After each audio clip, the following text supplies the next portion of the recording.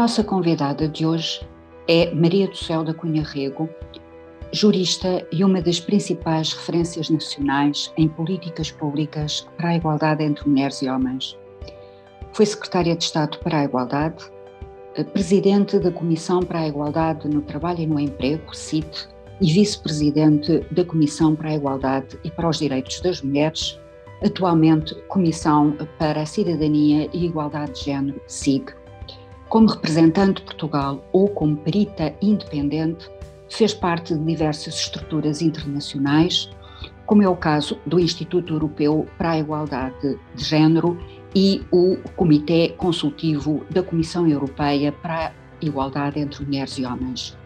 Maria do Céu da Cunha Rego integrou ainda as delegações portuguesas em diversas reuniões internacionais a nível bilateral, multilateral e comunitário, no quadro das Nações Unidas, da OSCE, da OCDE, do Conselho da Europa e da União Europeia. Tem participado em audições públicas no Parlamento Europeu, na Assembleia da República e em diversos fóruns nacionais. Maria do Céu da Cunha Rego conta ainda com diversos artigos publicados em revistas científicas. A entrevista é conduzida por Fernanda Henriques, membro do Centro de Investigação Praxis e coordenadora do Centro de Filosofia e Género da Sociedade Portuguesa de Filosofia. Antes de tudo, muito obrigada, Maria do Céu, por se ter disponibilizado a fazer esta conversa com o projeto de Viva Voz. Para mim, para além de um prazer, é uma imensa honra estar aqui consigo. Estar aqui consigo para falar de um tema que é um tema muito atual, o tema do cuidado e do trabalho do cuidado, e que está na ordem do dia, se calhar por uma série de razões, desde logo pela pandemia, também pelas alterações climáticas, mas eu penso que também pela encíclica do Papa, que em 2015 falou da necessidade da humanidade mudar o seu paradigma de relação com o mundo e consigo próprio. Falar consigo desta questão é quase uma imposição, digamos assim, porque a Maria do Céu há mais de 20 anos que se ocupa desta temática. No entanto, há aqui uma coisa para mim que é importante, penso também para si, que é, embora esta questão esteja na ordem do dia, a verdade é que de tão badalada pode acontecer que se esvazie de sentido. E, portanto, por isso, eu penso que devíamos começar por uma clarificação conceitual. Afinal, de que é que estamos a falar quando falamos de cuidado e de trabalho de cuidado? Quer esclarecer? Muito bem, também ainda antes de entrar na sua questão, eu tenho o maior gosto em estar aqui a conversar consigo e a entrar também neste projeto, e a honra é minha, quer pelo convite, quer pelas participantes. Sobre o nosso tema, o trabalho de cuidado é aquele que é prestado a pessoas dependentes e com limitações de autonomia. Portanto, é a preparação de refeições, a higiene, o apoio personalizado, as roupas e os espaços onde decorre a vida familiar.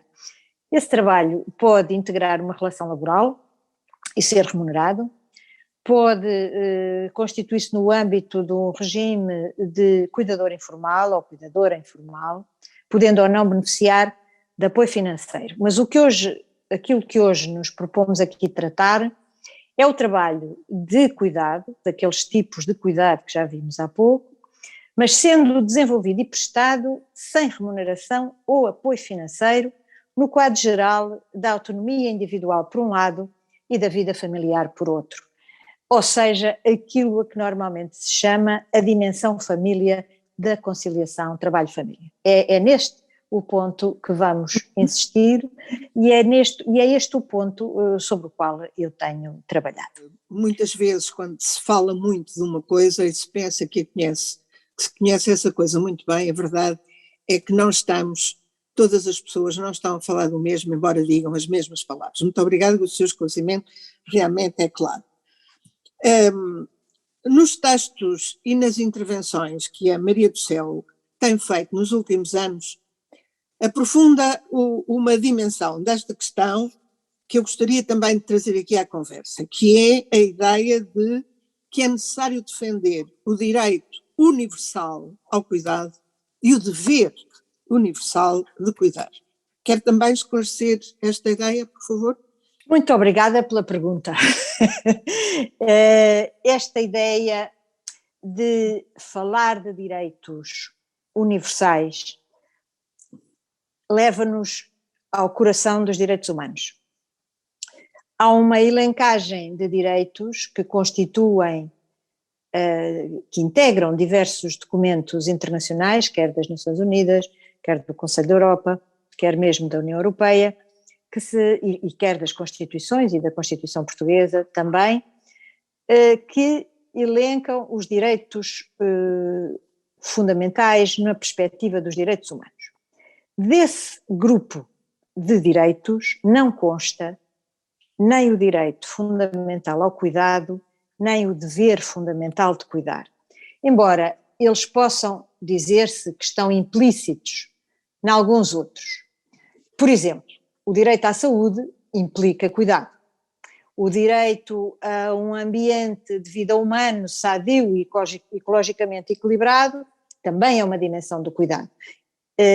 O direito e o dever dos pais à educação e à manutenção dos filhos, a fruição cultural, o património cultural, tudo isto são direitos que estão na nossa Constituição, na perspectiva dupla de ter direito a e ter o dever de.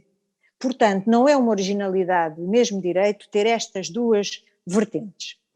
Agora, o cuidado à família ainda que não consta, como já vimos, este direito ao cuidado em geral e à família em particular, não consta autonomizado como um direito humano fundamental. Embora seja refletido na norma constitucional que refere a maternidade e a paternidade.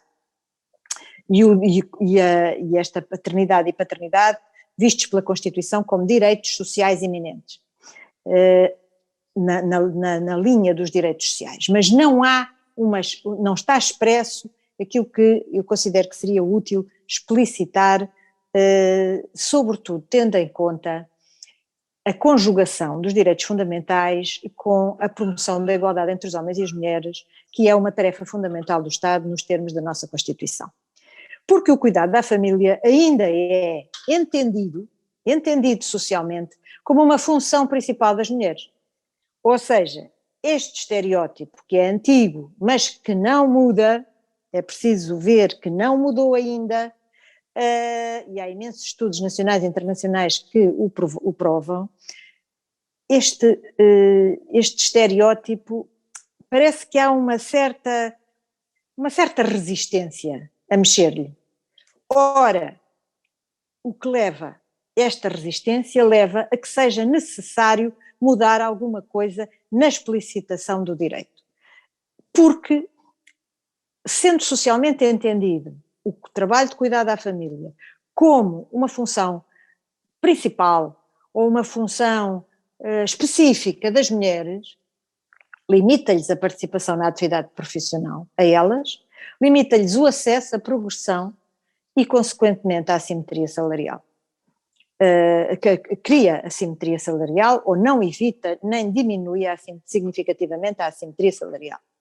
Relativamente aos homens também os prejudica, porque desde que há licenças de apoio à paternidade, quando as crianças nascem, que os pais também têm direito a alguns dias para se poderem dedicar à família, e cada vez mais pais querem gozar esse direito, o facto de não estar explicitado no âmbito dos direitos humanos, na minha perspectiva, também prejudica e também menoriza um direito que é dado na lei, que é dado no Código do Trabalho, mas que não tem a mesma sede institucional que teria se fosse reconhecido como um direito fundamental indispensável.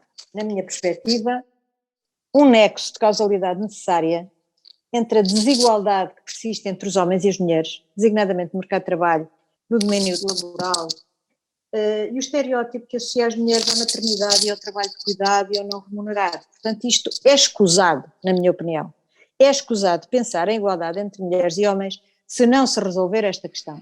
Então, tendo em conta aquilo que esteve a esclarecer-nos, parece evidente que para si é absolutamente fundamental que a questão do trabalho do cuidado seja inserida no quadro dos direitos humanos. Aliás, isto já foi algo que a Maria do Céu apresentou num colóquio em Évora em 2016, um colóquio que se realizou evidentemente em torno desta questão do cuidado. Mas é para si fundamental que seja assim. É para mim fundamental porque já passou muito tempo em que o cuidado não estivesse incluído nos direitos humanos e já se viu que é preciso fazer alguma coisa de mais forte e sobretudo de mais universal, porque os direitos humanos aplicam-se, como o nome indica, universalmente.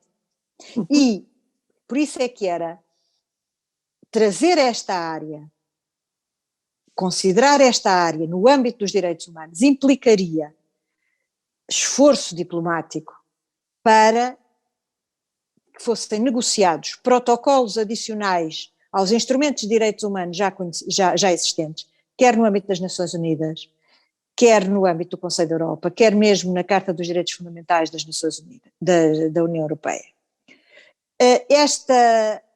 Este trabalho que toda a gente reconhece, que toda a gente diz, as pessoas comuns e as instituições, que é fundamental, que é indispensável, que está na base da justiça, que está na base do desenvolvimento e até que está na base das dificuldades em matéria de natalidade que muitos países agora atravessam, exige intervenções mais profundas e exige intervenções a nível universal. Portanto, a lei interna em primeiro lugar e a seguir o esforço diplomático para a adoção destes protocolos. Já têm sido adotados vários protocolos adicionais aos instrumentos fundamentais. Portanto, era mais um, não quer dizer que seja fácil, claro que não é fácil, mas também mantermos como estamos, nada nos garante que há mudança, e a mudança nesta área é uma mudança que afeta a humanidade inteira, porque por um lado as mulheres são prejudicadas por falta de opções, continuam a ser menorizadas porque esse trabalho, que é um trabalho de mulher não remunerado, e leva a que não haja uma mudança significativa se não houver aqui um novo esforço e um novo olhar. Acho que é preciso um olhar que assuma que isto tem que ser dividido entre as mulheres e os homens, que o cuidar é uma coisa do interesse, é uma situação que interessa a mulheres e a homens e que interessa a todas as pessoas que são cuidadas, quer sejam crianças, quer sejam pessoas com problemas de autonomia, quer sejam pessoas idosas. Portanto, é completamente universal e tem que se resolver e tem que se reconhecer, não individualmente, grupo a grupo, mas como um direito fundamental reconhecidamente novo e trabalhado e desenvolvido ao nível nacional e internacional da União Europeia. Cada vez estou mais convicta disto. Vamos insistir numa tecla que a Maria do Céu já tocou e que é essa ideia, essa espécie de adquirido coletivo que automaticamente associa mulheres e cuidado, como se adviesse da natureza das coisas.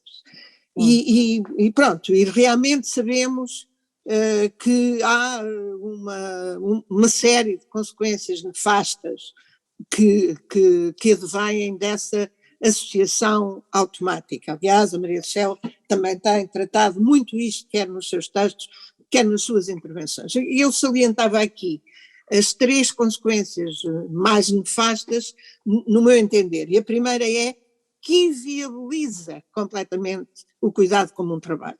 E isso é uma injustiça. É uma injustiça para quem o pratica, Mas, por outro lado, também, por exemplo, ao nível da análise macroeconómica, é uma distorção no funcionamento das sociedades. Por outro lado, como a Maria José também já disse, reproduz e aprofunda as desigualdades entre mulheres e homens em todas as esferas da vida. E, finalmente, uma coisa que eu acho que é mais nova, se calhar, que é insustentável a médio prazo e a longo prazo, uma vez que o desenvolvimento demográfico se está a dar numa direção determinada e que retira uma faixa, aquela faixa média que possibilitava que as mulheres tivessem disponibilidade para o fazer. Eu penso que, por outro lado, a pandemia também põe todas estas coisas com uma evidência mais forte e mais aguda, creio eu. Está de acordo ou não? Completamente de acordo. Aliás, a pandemia foi um revelador, como se fosse preciso revelar ainda mais, mas tornou mais evidente esta situação de uma gravidade enorme e desta sobrecarga excessiva das mulheres face aos homens em matéria de cuidado. Por exemplo, o relatório de 2020, eu agora vou ler porque é para ser mais preto no branco. A OIT, o último relatório da OIT sobre os salários diz: os impactos da crise recaíram de modo desproporcionado sobre as mulheres por diversas razões, incluindo a partilha desigual do trabalho doméstico, exacerbada pelo aumento da necessidade de prestação de cuidados às crianças durante a pandemia. Isso foi óbvio e em Portugal também.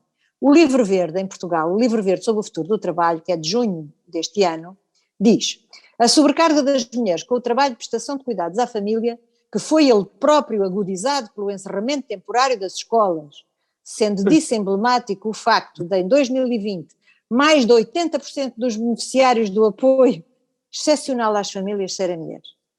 Portanto, temos a medida, este ano, o esforço e o agravamento. Mas muita gente considerou, abro aspas, normal. É o trabalho delas. Tinham que ser elas. Até porque, tendo em conta a assimetria salarial entre os homens e as mulheres, compensa mais, e está a dizer, se não houver alguma coisa que mude estruturalmente, continuará a ser sempre assim, porque é um ciclo vicioso. Então, se elas ganham menos, então são elas que ficam em casa porque perdem menos. Não é? E eles têm que, mesmo que em casa, continuar a fazer o seu teletrabalho, sem interrupções, já agora faz favor. Não é? Porque estão a produzir. Elas não. Elas estão naquilo que se chama também o trabalho de reproduzir, da reprodução social, que vai até ao fim da vida, de quem nasce e de quem morre, e delas incluídas.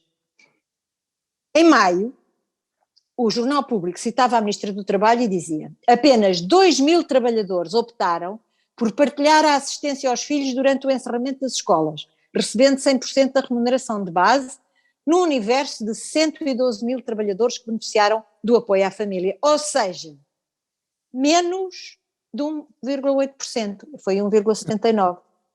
Por outro lado, também há um ponto muito importante aqui, a irrelevância do pai, entre aspas, nos primeiros tempos de vida da criança, porque é alguma coisa que se considera, isso é o tempo da mãe, é a necessidade da mãe, é os carinhos da mãe, é a ligação da criança e tal, é a vinculação, como se os pais não tivessem direito à vinculação, nem as crianças precisassem de se vincular aos pais. Bom, então, Jornal de Notícias, 8 de maio, a ação de fiscalização da Autoridade das Condições de Trabalho e da Segurança Social notificou 1.171 empresas com trabalhadores que não usufruíram da licença exclusiva do pai na totalidade. Licença exclusiva do pai, que é obrigatória. Portanto, mesmo com lei expressa. São estes factos da vida real, recentes, que não podem deixar de nos interpelar, quer enquanto cidadãos e cidadãs, mas também enquanto agentes sociais e económicos, com responsabilidades, embora de geometria variável. Mas se nós voltarmos ao Livro Verde sobre o trabalho, vemos lá escrito assim: a gestão equilibrada do tempo surge como uma variável decisiva nas condições de conciliação entre trabalho e vida familiar e pessoal, e constitui, por isso, um elemento crítico do ponto de vista da melhoria das perspectivas demográficas do país. Estou a citar o Livro Verde. E se é certo que esta dimensão assume uma preponderância particular para as mulheres, dada a sobrecarga a que estão sujeitas, reparem-me agora nesta frase, dada a sobrecarga a que estão sujeitas. Quer dizer, é um dado adquirido, não é? É um dado adquirido, estão sujeitas, pronto. E é inelutável. Fecha parênteses. Continuo com o Livro Verde. A questão dos tempos de trabalho surge de forma transversal, isto agora é a parte boa, como elemento crítico das medidas de incentivo à natalidade. Ora bem, a partir daqui eu tenho vindo a propor, e aproveito esta maravilhosa boleia que a Fernanda me dá, para fazer aqui o reforço destas propostas. Rever o sistema das licenças parentais iniciais para que crie condições mais exigentes da participação igualitária dos homens e das mulheres nas tarefas de cuidado. E isto já se vê que há de ser nas licenças do início da paternidade, porque há uma predisposição para o cuidado por parte quer dos pais, quer das mães, mas sobretudo e de novo, como coisa nova, da parte dos pais. Nós temos o livro branco sobre os homens e a igualdade de género em Portugal, que tem 2 ou 3 anos, mas que já evidencia isto, é um estudo da CIT e do ICS, da equipa da Karen Wall.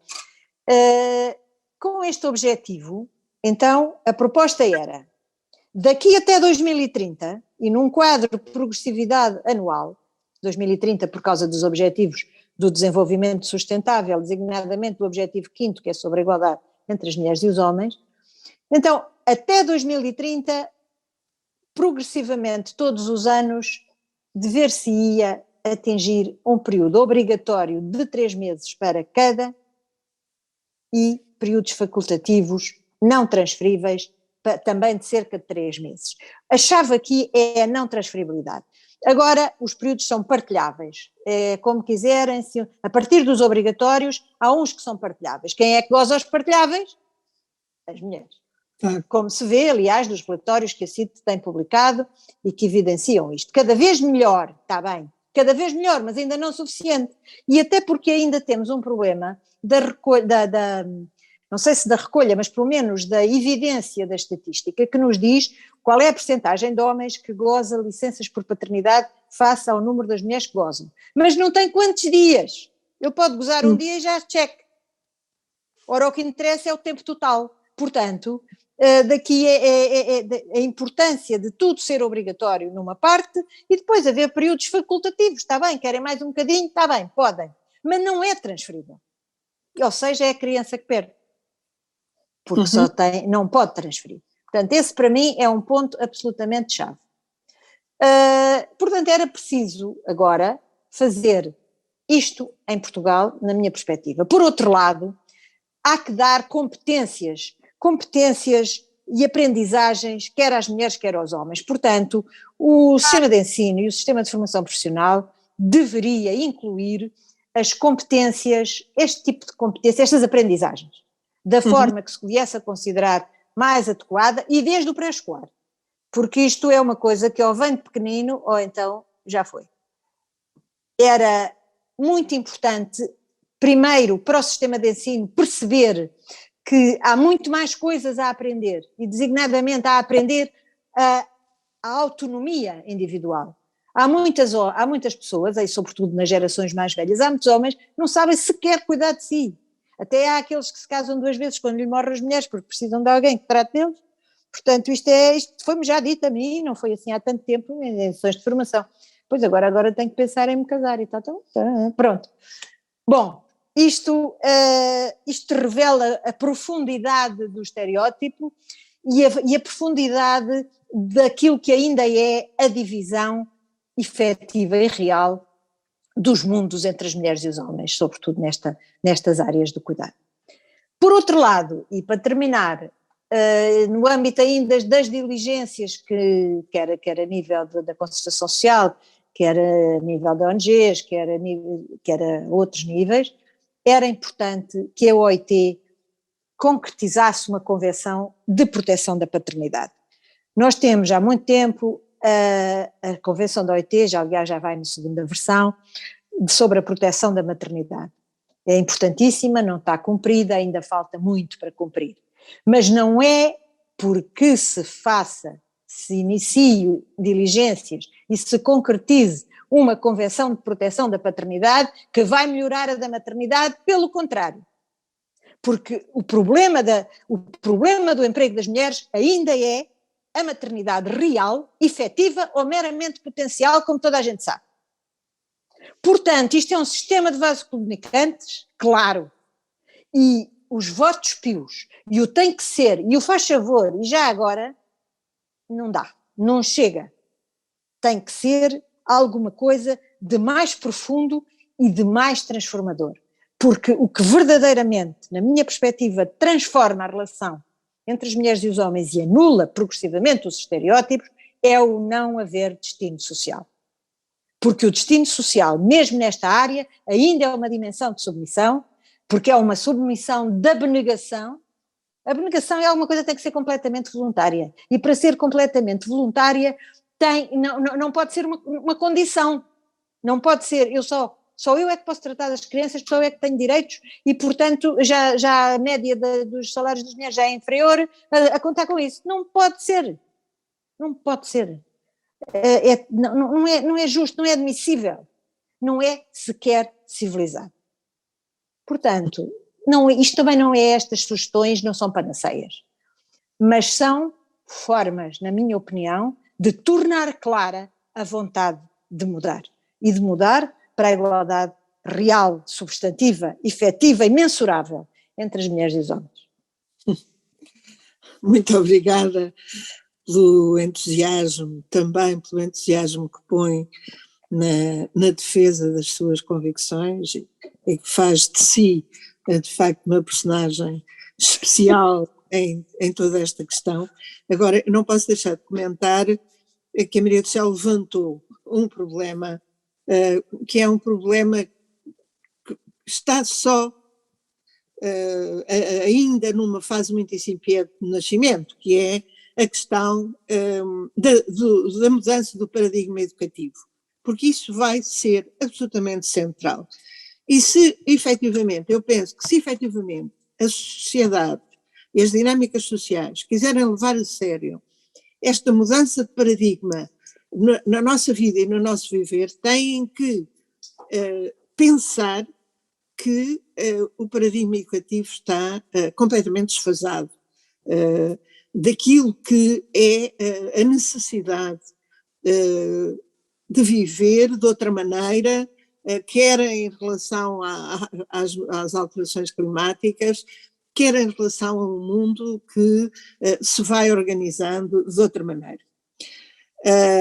Mas Maria do Céu, ouvi-la é sempre um gosto e muito obrigada por ter querido falar connosco, mais uma vez lhe digo, e foi, como é sempre, um gosto imensíssimo estar consigo. Muito obrigada. Eu é que agradeço. Eu também tenho imenso gosto em que esta entrevista seja consigo e com o projeto e com pessoas, com o trabalho de pessoas com quem em conjunto trabalhamos há muito tempo pelos mesmos objetivos. Muito obrigada.